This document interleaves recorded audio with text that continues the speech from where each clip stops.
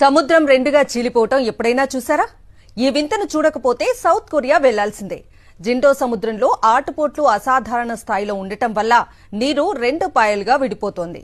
జిండో ద్వీపం నుంచి మూడో ద్వీపం వరకు ఒక ఇసుక దారి ఏర్పడుతోంది. ఈ దారి సుమారు 2.8 కిలోమీటర్ల పొడవు, 40 మీటర్ల వెడల్పు కలిగి ఉండి కేవలం ఒక గంట పాటు మాత్రమే ఉంటుంది.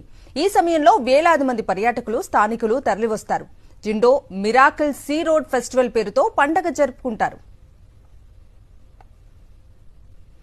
ఈ అరుదైన దృశ్యాన్ని చూసేందుకు వేలాదిగా తరలివస్తారు. అంతేకాదు ఇసుక దారిపై నడిచి మూడో ద్వీపాన్ని చేరుకుంటారు.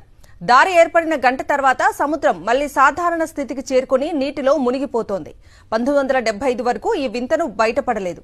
దీన్ని పరిశోధించడానికి వచ్చిన ఫ్రెంచ్ అంబాసిడర్ ఫెర్రీ లాండీ ఆశ్చర్యానికి గురై బైబిల్లో మోసెస్ సముద్రాన్ని చీల్చే సన్నివేశంతో పోలుస్తూ కొరియన్ మిరాకిల్ ఆఫ్ మోసెస్ అనే పేరుతో ఫ్రెంచ్ పత్రికలో వ్యాసం రాశాడు. దీంతో ఈ జిండో సముద్రానికి ప్రపంచవ్యాప్తంగా గుర్తింపు లభించింది.